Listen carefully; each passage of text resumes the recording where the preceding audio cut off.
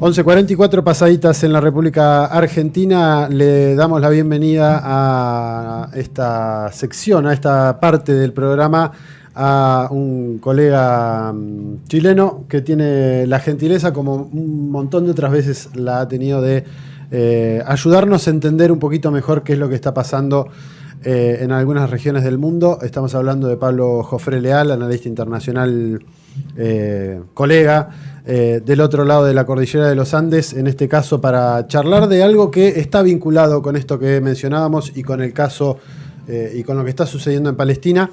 El 9 de septiembre, seguramente recordarán, fue la agresión de Israel contra Qatar en un intento de asesinar a la cúpula negociadora de Hamás, o por lo menos eso es lo que salió a la luz. Vamos a tratar de desmenuzar un poquitito esto y ver efectivamente qué consecuencias trajo, cómo está repercutiendo y qué puede llegar a suceder. Así que, en principio, saludarte, Pablo, agradecerte por haberte tomado unos minutos un sábado por la mañana para charlar con nosotros y tratar de entender un poco qué puede derivar de ese acto violatorio de la soberanía que cometió Israel a principios de este mes.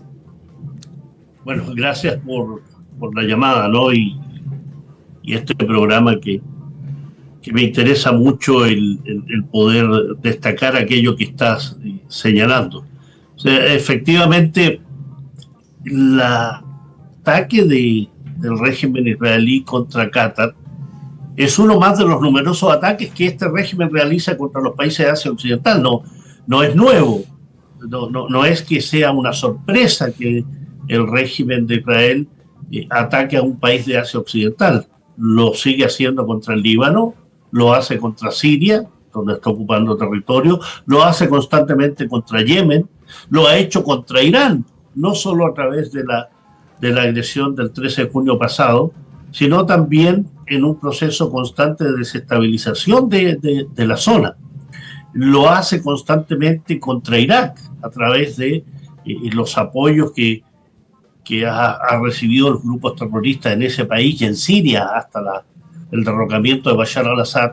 Ha sido una constante. Israel es el elemento enquistado en Asia Occidental más desestabilizador que tenga allí, ¿no? Y obedece simplemente a una política muy concreta, muy clara respecto a desarrollar no solo su expansión territorial, que lo estamos viendo a través de la ocupación de territorio del Líbano, la ocupación del territorio de Siria, más allá de los altos del Golán, y sobre todo, que es lo más notorio, lo que está hoy en la palestra, que es el genocidio que se lleva a cabo contra el pueblo palestino, incrementado a partir del 7 de octubre del año 2023. Entonces, el ataque a Qatar es parte de esa dinámica, ¿no? Pero la gravedad del asunto allí radica en que Qatar es un aliado de Estados Unidos, donde radica la base militar más grande de Asia Occidental, que es Al-Udeid, donde hay más de 10.000 soldados norteamericanos. Por tanto, lo que hay ahí es lisa y llanamente no solo la violación de la soberanía y la integridad territorial de Qatar, sino que al mismo tiempo, cómo se devela la relación simbiótica y absolutamente cómplice entre el régimen nacional sionista israelí y Estados Unidos, porque esa base militar, que es una base aérea también, vigila el espacio aéreo de Qatar. Es decir, no era posible realizar un ataque como el que se realizó con aviones israelíes sin que hubiese contado con el visto bueno de Estados Unidos, que domina ese espacio aéreo. Entonces, claro, lo que para algunos puede parecer una sorpresa no es más que la constatación que en Asia Occidental no se mueve una hoja sin que lo sepa Estados Unidos, ¿no? Haciendo una remembranza de lo que en Chile eran las palabras del dictador Pinochet, que decía: aquí en Chile no se mueve una hoja sin que yo lo sepa. Bueno, en el mundo no se mueve una hoja sin que lo sepa Estados Unidos y sin que dé el visto bueno. Y en ese plano, indudablemente, la gravedad del asunto radica en que las organizaciones internacionales, los países de la Liga Árabe, por ejemplo, o los países del Consejo de Cooperación del Golfo, siguen creyendo de que pueden dialogar con el régimen israelí y a su vez con el régimen estadounidense. La gravedad del asunto radica también en que la diplomacia se extingue no está más, es simplemente un invento, una ficción, porque el ataque a Doha, la capital de Qatar, se hace contra el equipo negociador de Hamas en un país que estaba mediando justamente en esta agresión sionista contra el pueblo palestino, es decir, Qatar y Egipto, países mediadores. El equipo negociador de Hamas está en Doha, en Qatar, donde habitualmente hay movimientos de resistencia que tienen sus oficinas en Doha, y por tanto se ataca a un país soberano, se viola su soberanía, su integridad territorial, con el apoyo norteamericano, pero además se ataca al equipo negociador que estaba llevando a cabo las conversaciones bajo la mediación precisamente de Qatar. O sea, en cualquier parte del mundo esto significaría una política de repudio y de sanciones inmediatas, pero como se trata del régimen nazi-sionista israelí, simplemente pasa colado. Alguna denuncia, alguna condena, algún grito desgarrador del punto de vista de las organizaciones internacionales, pero Israel hace y deshace en función que cuenta con la impunidad y el apoyo de Estados Unidos, pero además de 3 países que conforman la troika europea, que son aliados fundamentales también del régimen israelí, como es Francia, Gran Bretaña y Alemania. Así que no es sorpresa, es simplemente la constatación de una realidad. Pablo, vos mencionabas algunos hechos que me parece que son relevantes. Las monarquías del Golfo, por lo menos en el último tiempo, sobre todo desde la primera presidencia de Trump, habían aceptado, digamos, embarcarse en lo que se conoció como los acuerdos de Abraham para reencauzar las relaciones con el ente sionista. Y una de las cosas que sonó mucho mediáticamente en estas últimas semanas, después del ataque israelí a Qatar, era, bueno, ¿en qué quedaba? Como bien decís, no es una sorpresa, pero sí en qué lugar quedaban esas monarquías ante, bueno, la disyuntiva de si a Estados Unidos se le ocurre, o sea, a Israel se le ocurre, nos puede atacar en cualquier momento sin tener necesidad. Hay como 2 cosas que van en paralelo. Por un lado, los negocios que hacen las monarquías del Golfo y otros países con Israel, y otra cosa la cuestión diplomática y cómo después se mueven. Vimos en esta semana la Liga Árabe, la Organización de Cooperación Islámica, que sacaron documentos. Me parece que lo más significativo fue el acuerdo de defensa mutua entre Pakistán y Arabia Saudí, una cosa que quizás era impensada hace algunos meses atrás y que por lo menos parece que es un desencadenante de ese vacío que queda ante las monarquías, de decir, bueno, estaban jugando medio con China, con Estados Unidos, estaban ahí como en la disyuntiva, sobre todo los saudíes, que son parte invitada de los BRICS. Me parece que se abre como un escenario de una cierta nebulosa, más allá de que históricamente tuvieron buena relación con los norteamericanos, que tuvieron buena relación o que estaban intentando recomponer relaciones, por lo menos en lo formal, con Israel, más allá es que sabemos que hacen negocios y van a seguir haciendo. Y se me ocurre preguntarte o sumarte a esto el accionar de Turquía, porque una de las cosas que estuvo circulando es que la inteligencia turca fue la que terminó avisando finalmente a los negociadores de Hamás para que no suceda una masacre en ese lugar. Y también ahí se mezcla como mucha información respecto de qué puede pasar, qué puede no pasar, cómo se puede reconfigurar el escenario a partir de ese hecho. Bueno, habría que desmenuzar la cantidad de información que entregas, que es así, ¿no? Porque hay muchos elementos presentes ahí. Y desmenuzarlo implica entender que las organizaciones que tú mencionas, uno es la Organización de Cooperación Islámica, que reúne a los países árabes y no árabes desde el punto de vista de la mayoría musulmán que tienen en su población. Y ahí hay más de 50 países, donde participa Irán, donde participa Turquía, participa Malasia, donde participa una serie de países de una impronta y de una importancia fundamental. Es un ente muy importante de vinculación, de cooperación también.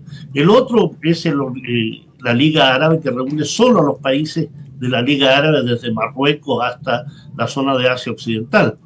Y en ese plano la Liga Árabe también tiene una importancia porque dentro de ella confluyen una serie de países que efectivamente han tenido en el último tiempo, más que un proceso de normalización, yo diría un proceso de visibilización de lo que ha sido su relación con el régimen sionista.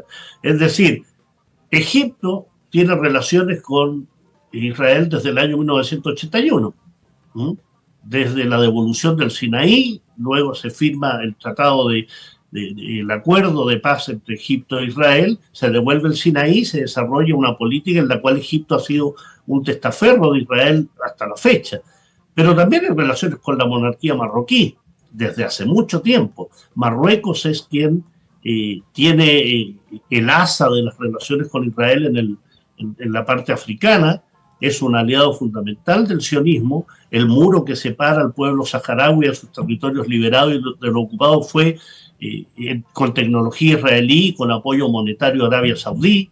La monarquía feudal marroquí es muy similar al régimen israelí en materia de ocupación y colonización del territorio saharaui, es decir, hay elementos que los unen. Jordania es una monarquía que tiene relaciones del año 1994 con el régimen israelí.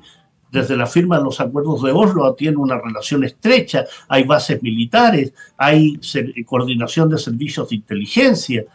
Arabia Saudí, Emiratos Árabes Unidos, Bahrein, son países que han tenido una estrecha relación con el régimen israelí y que juegan a esta dicotomía de, al mismo tiempo de decir defender al pueblo palestino, tienen muy estrechas relaciones con el nazisionismo. Entonces, en ese plano, lo que vemos hoy es lisa y llanamente la expresión de una realidad que los regímenes monárquicos árabes, sobre todo, podrían expresar algún tipo de sorpresa por lo que está sucediendo, pero ellos saben que su estabilidad política pende de un hilo en función que solo se mantiene en función del apoyo que Estados Unidos le da a esos regímenes. O sea, si yo te hablaba de la base militar en Qatar, Al-Udeid, Arabia Saudí tiene bases militares y tiene bases aéreas. Bahrein radica allí la quinta flota del Golfo Pérsico, que significa una cantidad de armas y de buques enorme. Hay bases en Emiratos Árabes Unidos, han sido artífices de la agresión contra otros países árabes, además, contra Yemen, por ejemplo. Han sido partícipes de la agresión contra Libia después del 2011 y el derrocamiento de Gaddafi, la ejecución de Gaddafi y el desarrollo entonces de una política de ir debilitando a aquellos gobiernos y aquellos estados que podían tener una política de más independencia.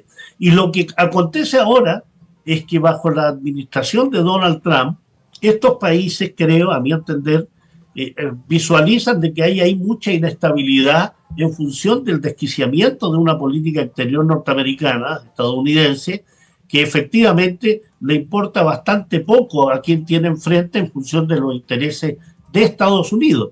Y si así es necesario enfrentarse con Arabia Saudí, lo va a hacer, pero con la debilidad que significa un régimen saudí que depende en su estabilidad del apoyo norteamericano y la protección norteamericana.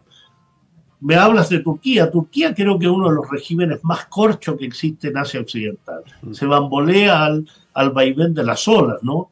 Tiene una postura europea a partir de esos proyectos, esas ideas de integrarse a la Unión Europea, que es simplemente una fantasía, pero es miembro de la OTAN del año 1952.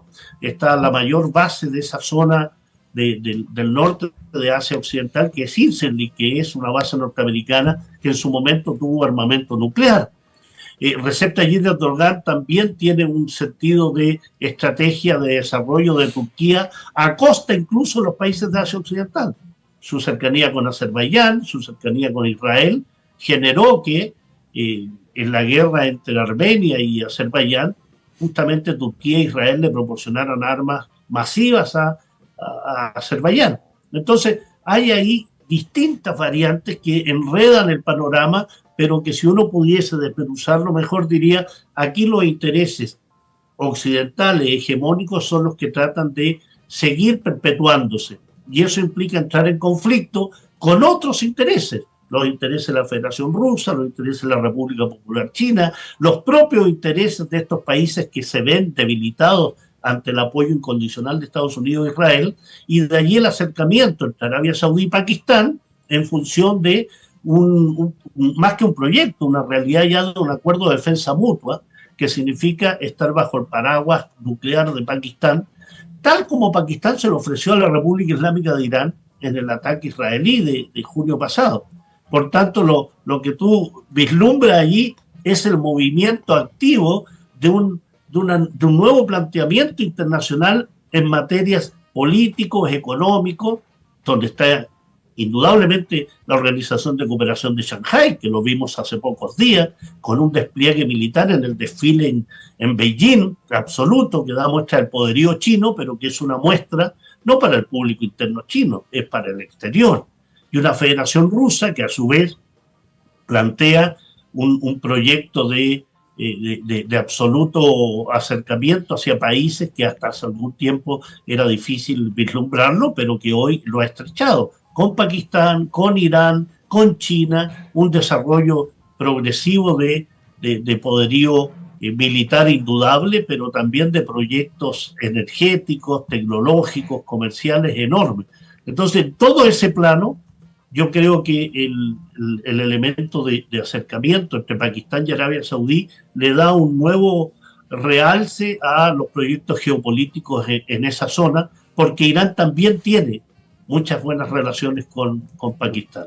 Así que en ese plano indudablemente estamos ante la conformación, diría yo, de un nuevo mapa geopolítico. Pablo, ¿qué tal? Miranda te saluda. Bueno, vos sos muy claro, digo, planteando que la incondicionalidad de Estados Unidos, ¿no? con el régimen sionista lo muestra, por lo menos muy dispuesto a traicionar a los otros aliados que tienen en la región.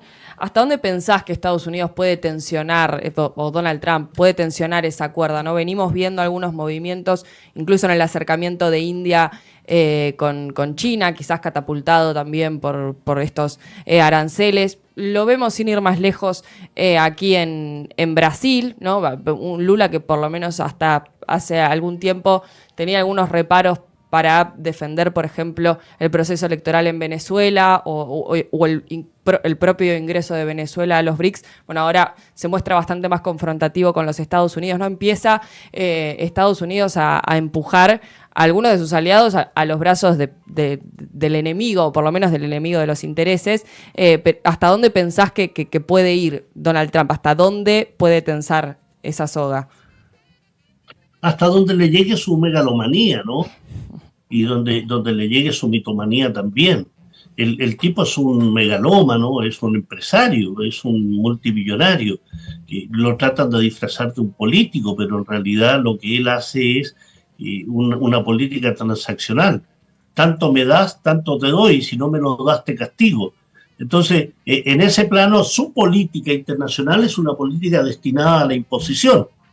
Recordemos que esto es absolutamente desquiciado lo que está aconteciendo con Venezuela, porque Venezuela seguía proveyendo de petróleo a Estados Unidos.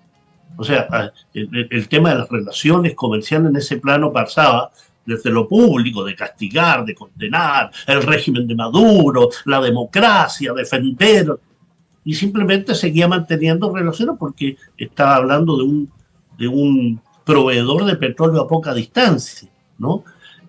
Pero hoy lo vemos indudablemente en un desquiciamiento absoluto de tratar de intensificar las presiones por el lado del Esequibo, de la zona del este venezolano, con Guyana, y involucrar a los británicos, al mismo tiempo con esta, yo diría, una decisión mucho más mediática que efectiva, ¿no? Porque la zona donde se mueven los barcos, los buques, los submarinos, los destructores, con respecto a Venezuela, no viola su soberanía territorial, la soberanía marítima, ¿no? Están allí y efectivamente están en aquellos lugares donde siempre han estado esos barcos.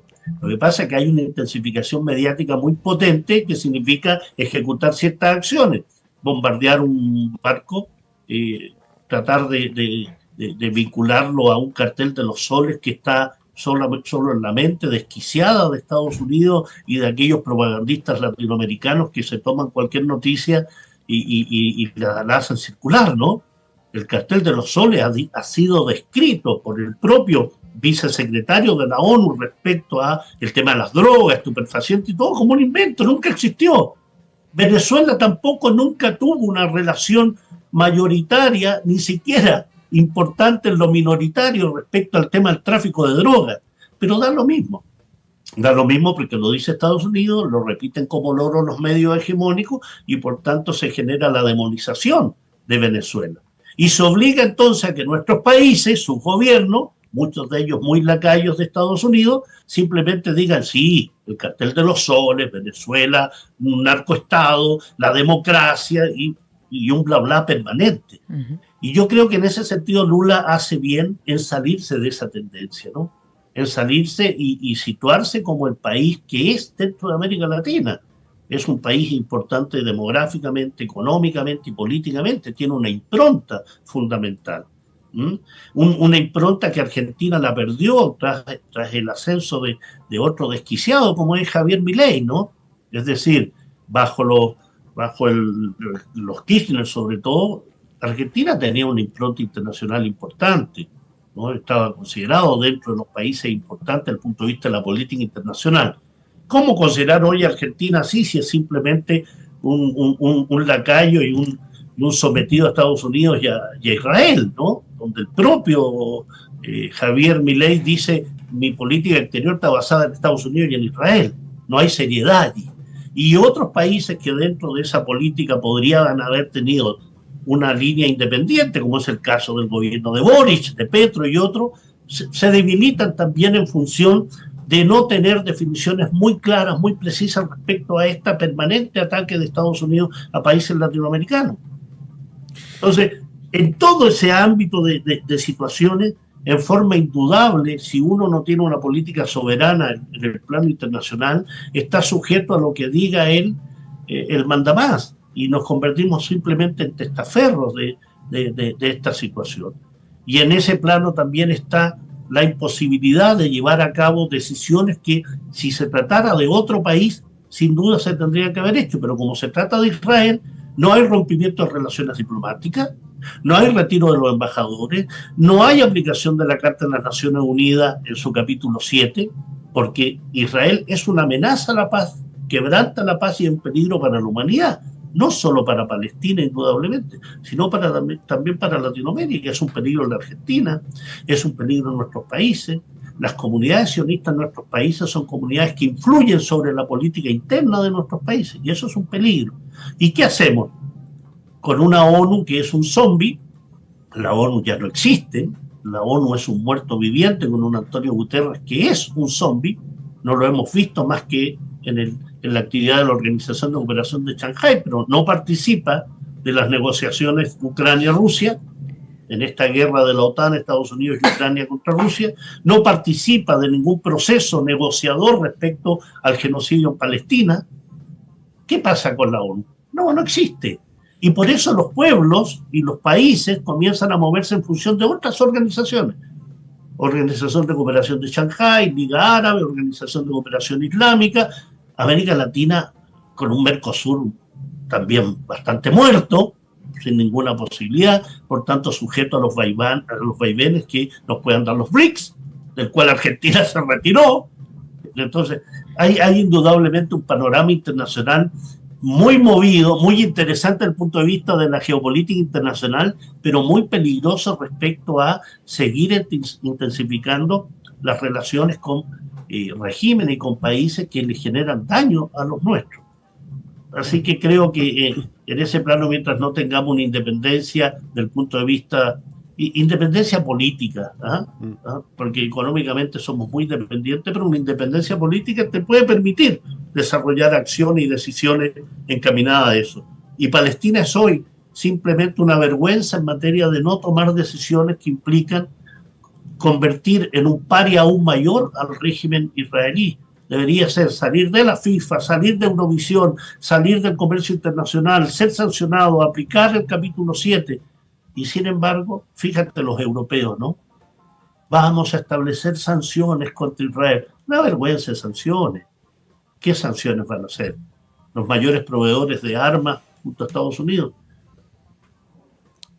Panorama complicado, como bien lo relatás, pero interesante, por lo menos lo veníamos charlando desde el principio de hora, que Palestina volvió a ser, con mucha demora, volvió a ser escenario de discusión global, y eso afortunadamente sucede. Y cada vez eso se ve que cada vez es mayor la cantidad de gente, de pueblo, que discute y que exige que se haga algo, más allá de que, bien señalás, gobiernos y organismos internacionales están haciendo agua por todos lados.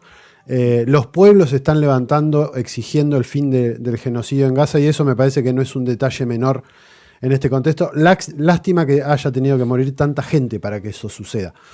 Pero bueno, será motivo de análisis para algún otro momento. Pablo, nuevamente agradecerte. Permíteme 10 segundos para destacar lo que estás diciendo. O sea, efectivamente, son los pueblos, no los gobiernos. Uh-huh. Son los pueblos los que están en la calle, incluso en aquellos gobiernos aliados de Estados Unidos. Sí. Millones de seres humanos en París, en Melbourne, en Sydney, en ciudades europeas, deteniendo la vuelta ciclista a España. O sea, son los pueblos. Y en definitiva, efectivamente, esos pueblos no solo se han dado cuenta, sino que han sido apoyo a Palestina.